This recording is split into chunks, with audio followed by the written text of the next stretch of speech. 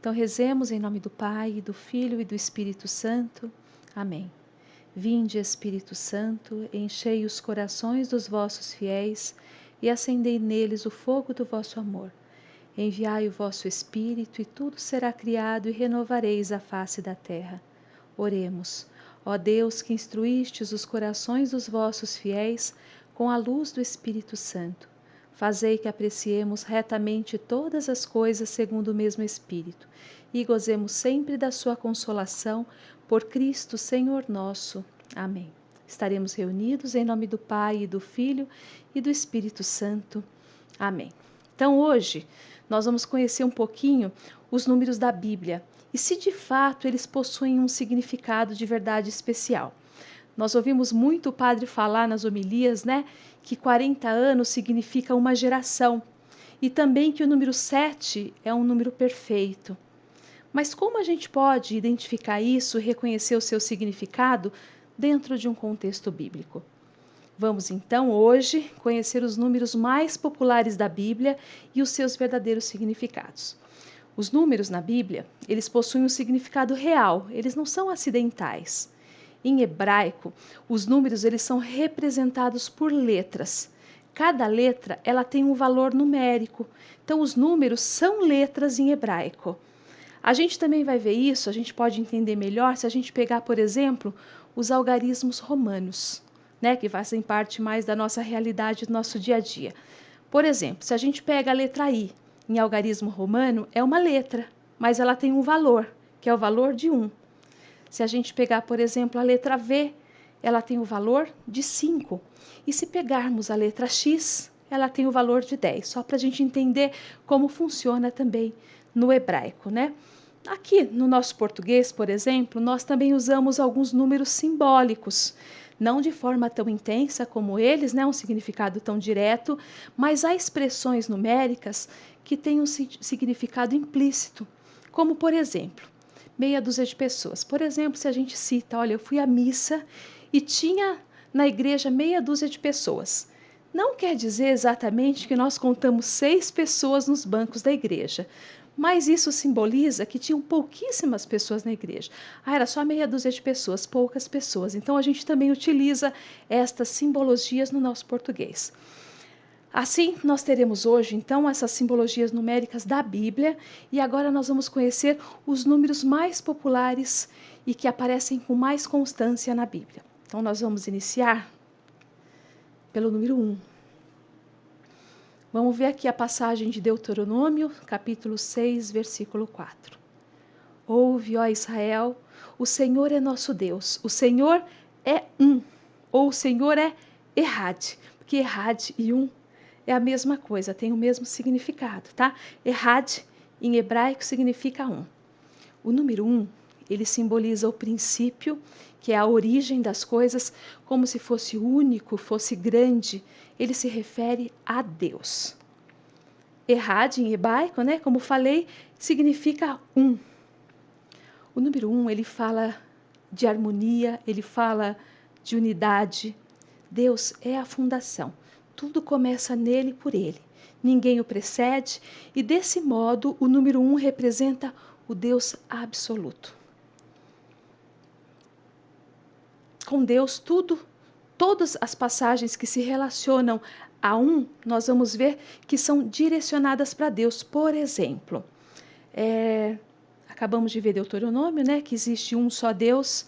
Por exemplo, todos os primogênitos no Antigo Testamento, o primeiro filho, o filho 1, ele era dedicado ao Senhor, ele era o santo de Deus. Se vocês quiserem procurar depois, em Êxodo capítulo 22, versículo 29, vai falar isso, que o primogênito, ele é santo de Deus, ele é dedicado a Deus, porque ele é o número 1, então ele pertence a Deus.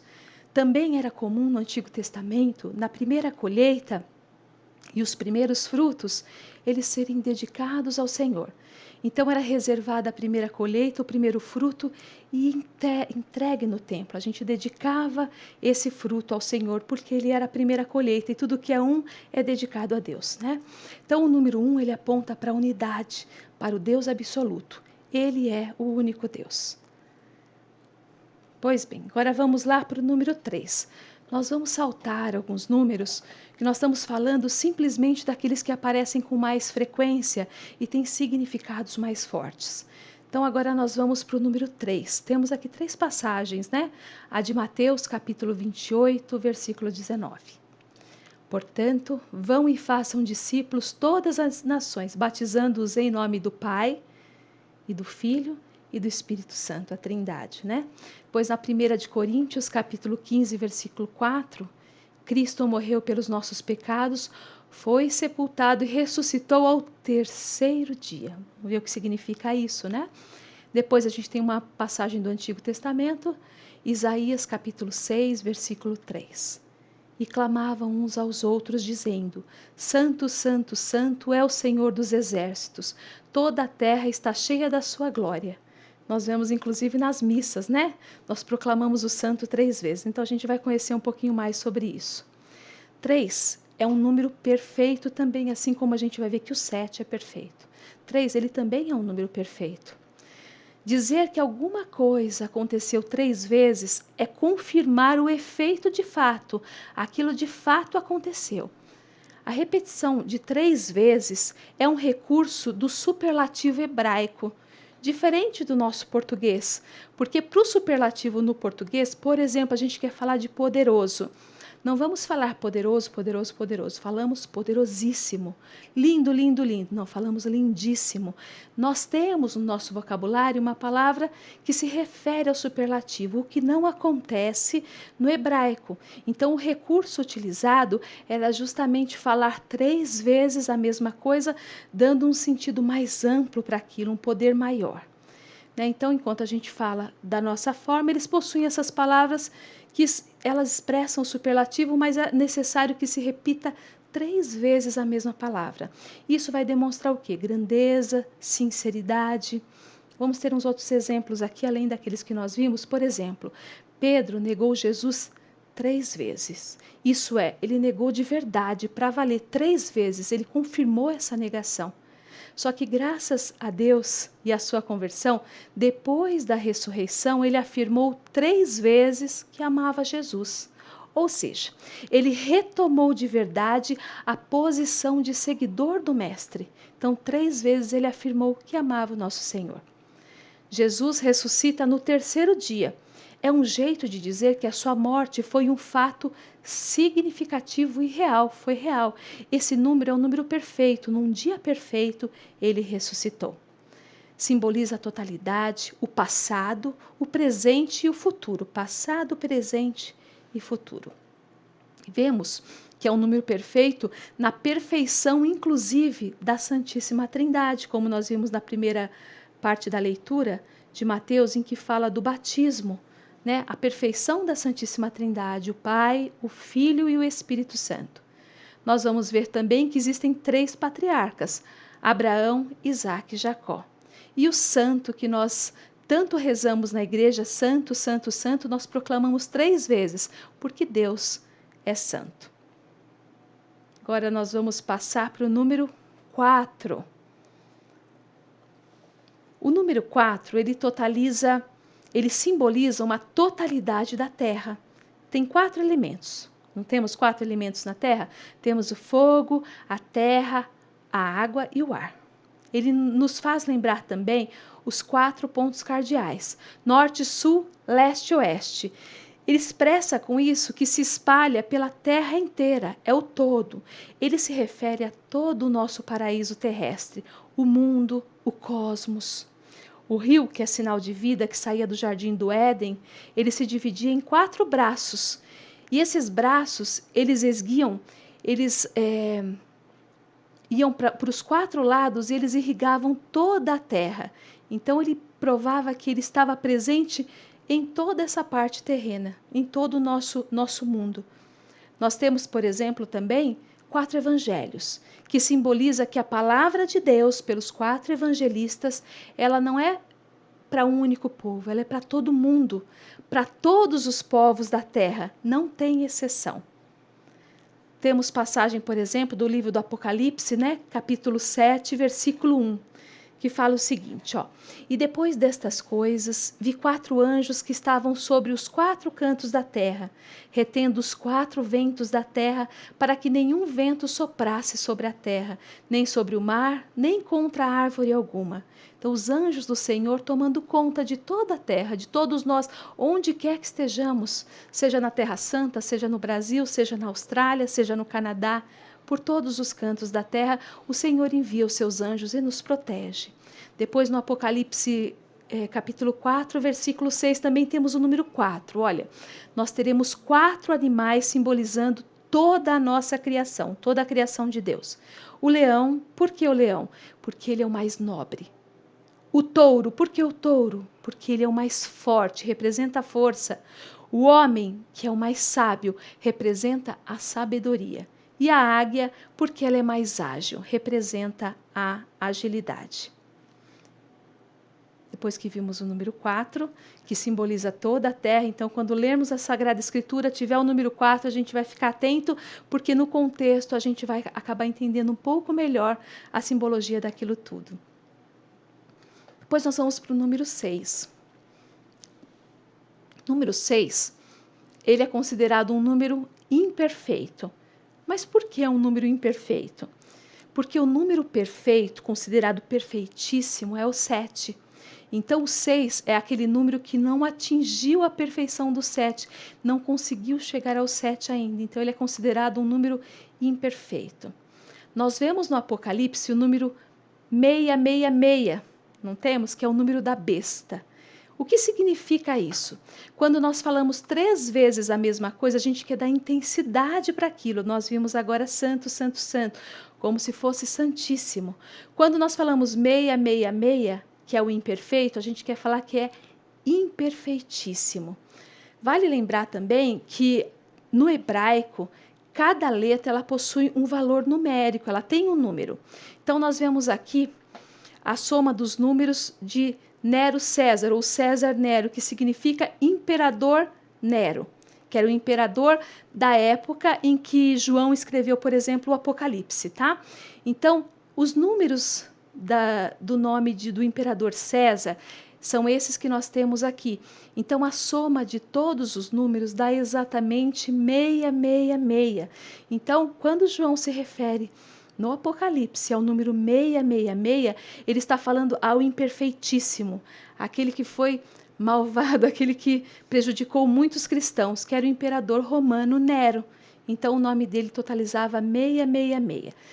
Uma força, uma comprovação disso, a gente vê no Apocalipse 13, capítulo 13, versículo 18. Olha o que fala. Aqui há sabedoria. Aquele que tem entendimento, calcule o número da besta, 666, porque é o número de um homem, e o seu número é 666, é o número de um homem. Que homem é esse? O imperador romano Nero. Pois bem, agora nós vamos para o número 7, que é o número perfeito. O número 7, ele simboliza a perfeição absoluta. É o completo, é a plenitude. Quando Jesus diz, por exemplo, para perdoar 70 vezes 7, ele não está dizendo que nós temos que perdoar 490 vezes e pronto. Mas ele fala que nós temos que perdoar com perfeição, como o número é perfeito. Quantas vezes, ilimitadamente, quantas vezes forem necessárias. Temos uma outra passagem no Novo Testamento de Maria Madalena. Maria Madalena, ela foi libertada do poder de 7 demônios. O que significa isso? Ela foi libertada de todo tipo de mal, de todos os pecados que dominavam o seu coração. O 7 é o perfeito, é a totalidade, é o absoluto. Então ela foi libertada de todo esse mal que tomava conta do seu ser. Em Apocalipse também, temos algumas passagens de Apocalipse aqui, nós vamos ter 7 cartas, 7 selos, 7 cabeças. Então, são números perfeitos. Vocês vão ver se tratando dos selos no todo, das cartas, das cabeças, numa totalidade, né, da perfeição. Vocês, por exemplo, vão receber agora, na crisma de vocês, 7 dons do Espírito Santo. São 7. Então, quer dizer que são só esses 7 daí e depois a gente tem que procurar os outros. Não! Por que não é somente 7? Porque 7 representa a perfeição absoluta, o todo. Então, quando você recebe os 7 dons do Espírito Santo, você está recebendo todos os dons em plenitude. Embora eles estejam representados pela ciência, pela piedade, pela sabedoria, pelo temor de Deus, pela inteligência, pela fortaleza e pelo conselho, vocês vão receber em plenitude todos os dons do Espírito Santo de Deus. A perfeição de todos os dons. O que falta, o que precisa é apenas saber usá-los. Agora vamos ver então um pouquinho esses números, onde a gente consegue enxergar o número 7 nas Escrituras, né? No Antigo Testamento, por exemplo, nós temos Jacó que serviu a Labão, que era o seu sogro, né? Por 7 anos, um tempo perfeito. No Egito, houve 7 anos de abundância e 7 anos de fome. Nós vamos ver que José vai interpretar esse sonho do faraó e vai justamente informar desse ocorrido, e isso vai de fato ocorrer, né? Dessa possibilidade, isso vai ocorrer. Então, nós vamos ter primeiro 7 anos de abundância, número 7, número completo, perfeito, e 7 anos depois de fome, abundância e fome. Aí nós temos também o candelabro, ele vai ter 7 lâmpadas acesas. O sangue, no Antigo Testamento, ele tinha que ser aspergido 7 vezes. O que significava isso? A redenção perfeita. Durante a festa dos pães ázimos, havia uma oferta de holocausto feita por 7 dias. Por quê? O que significava? Uma perfeita consagração. A festa dos tabernáculos também, ela durava 7 dias. Que simbolizava isso, né? A perfeita glória. Nós temos também a luta contra Jericó, que foi feita com 7 sacerdotes, usando 7 trombetas, marchando por 7 dias. Isso simbolizava uma vitória perfeita. Por que 7? Porque nessa luta tudo foi perfeito, de forma que a vitória, de fato, ela foi perfeita. Naamã, por exemplo, mergulhou 7 vezes no Rio Jordão. Por que ele se mergulhou? Isso é entendido como uma perfeita purificação. O 7 é a perfeição, perfeita purificação. Já no Novo Testamento, nós vamos ter que são 7 as parábolas do reino de Deus em Mateus capítulo 13. São exatamente 7. Isso prova que é a perfeição das parábolas. São 7 as festas que havia em Israel, também 7 as igrejas no Apocalipse. No Apocalipse existem muitos grupos de 7, né? Como nós vimos também. 7 Espíritos de Deus, 7 candelabros, 7 lâmpadas, 7 chifres, 7 olhos, 7 trombetas, 7 pragas, 7 taças. É tudo perfeito, né? Nesse livro.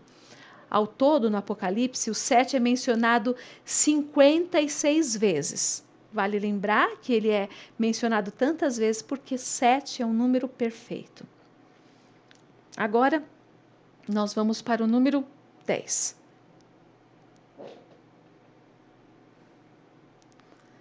Número 10. Número 10 dá para se contar nos dedos da mão. Ele significa quantidade, um grande número. É um numeroso, mas de forma harmoniosa. O 10, ele vai simbolizar não só a totalidade, mas também uma completa responsabilidade. O que nós vamos ver? Vamos citar agora duas passagens bíblicas, né, que a gente tira para a nossa vida, a gente pode trazer para os nossos dias. Primeiro, os 10 mandamentos da lei de Deus, que são ensinamentos completos, num todo. Então, é uma completa responsabilidade, ensinamentos completos do Senhor. Então, nos 10 mandamentos, nós temos a completude daquilo que Deus espera de nós. Então, em apenas 10, porque ele representa esse todo. Depois nós vamos ter as 10 pragas do Egito, né, que serão necessárias, esse grande número de pragas e maldições para que o povo de Deus seja liberto. Então, o número 10, ele significa essa grande quantidade, esse grande número de forma bem harmoniosa. Agora, nós vamos para o número 12. Número 12. Vamos ver agora também os 144 mil eleitos, né? Que serão salvos. Vamos ver o que significa isso. Depois a gente tem aqui em João, capítulo 6, versículos de 12 a 13, que foram recolhidos 12 cestos de pães que sobraram. E temos ali Jesus Cristo escolhendo 12 apóstolos. 12 é o número que representa o povo eleito, o povo escolhido. Ele começa com as 12 tribos de Israel. Foram 12 tribos que foram escolhidas para ser o povo de Deus. No Novo Testamento, Jesus, ao escolher 12 apóstolos, como nós vimos aqui, ele quer dizer que está formando um novo povo, um povo escolhido. Quando no Apocalipse, por exemplo, se diz 144.000 os marcados como servos de Deus, somente esses 144, então a gente de repente fica preocupado com isso, né? De repente, se já chegou nessa contagem, a gente não vai ser salvo. Então vamos entender o que isso quer dizer. Não vamos ficar preocupados achando que não há mais uma vaga para nós, né? Que nós não podemos mais ser eleitos. Claro que seremos, se Deus quiser. Esse número não se trata de um número exato, exatamente 144.000. Ele simboliza 12, nós vamos ver agora, o número 12, né, que é um povo eleito, é o 12 do Antigo Testamento primeiro, que é representado pelo povo de Israel, as 12 tribos. Depois o 12, que é representado pelos apóstolos do Novo Testamento, então 12 vezes 12. Depois nós temos vezes 10, que é uma totalidade, um número muito grande. 10 vezes 10, que é o número 1000, significa que é uma multidão, uma grande quantidade. Então, nós temos os 12 do Antigo Testamento, que é o povo eleito do Antigo, uma quantidade dos eleitos do Antigo Testamento, a quantidade de eleitos do Novo Testamento, vezes uma multidão. Então, é uma multidão de pessoas que serão aquelas escolhidas. Todos foram chamados, mas nem todo mundo aceita o seu chamado, né? Então, é uma grande multidão que entrará no reino dos céus. Nesse simbolismo, há espaço, então, para todos nós e em todos os tempos, né? Depois, por fim, a gente vê os 12 cestos de pães. Então, quando Jesus multiplica os pães, sobram 12 cestas, apenas 12 cestas. Se nós multiplicarmos as nossas oferendas para aqueles que passam fome, aqueles que não têm, isso simboliza que sobrará comida, haverá comida para todo o povo, para o mundo inteiro. Existe comida suficiente para sustentar e alimentar o mundo inteiro. Então, se a gente souber aproveitar essas 12 cestas, que é nós que somos escolhidos, conseguirmos dividir essas cestas de pães, isso significa que todos seremos escolhidos, todos nós teremos direito a esse pão, que é o pão da vida. Agora, nós vamos para o número 40. Esse também é um número bastante importante na Sagrada Escritura. Vamos ver essa passagem do Êxodo capítulo 24, versículos de 15 a 18. Então Moisés subiu ao monte e a nuvem cobriu o monte. Moisés desapareceu na nuvem e ali permaneceu 40 dias e 40 noites. Então foi o momento em que Moisés precisou conversar com o Senhor. Ele ficou esse tempo recluso, conversando com o Senhor, recebendo as orientações para passar para o seu povo. Nós vamos ter agora no Novo Testamento Jesus, em Mateus capítulo 2, capítulo 4, versículo 2, que Jesus jejuou 40 dias e 40 noites. Depois ele vai ser tentado, por quê? Porque ele ia iniciar a sua vida pública. Então você vê que esses 40, ele representa um tempo para uma mudança depois, né? 40, primeiramente, ele significa uma geração. É um tempo de mudança completo. Representa um tempo necessário para um comportamento fazer o efeito desejado, para uma mudança verdadeira, né? Ele pode também representar uma geração completa, com o começo dessa geração, o meio e o fim dela. Então, quando a gente vê que Moisés ficou no monte os 40 dias, Jesus ficou 40 dias de jejum no deserto, né? E depois Jesus aparece ressuscitado na terra por 40 dias também. Olha que significado. É um tempo completo, é uma geração completa. Jesus fica conosco o tempo necessário, um tempo perfeito, uma geração, um tempo de mudança. Ele fica conosco antes e depois de ele ascender ao céu por 40 dias. É o tempo completo, é o começo, o princípio, o meio e o fim. O número 40, ele aparece 146 vezes na Bíblia. Vamos ver agora alguns casos, né, de aparecimento desse número no nosso livro sagrado. Então, Moisés ficou no Monte Sinai por 40 dias.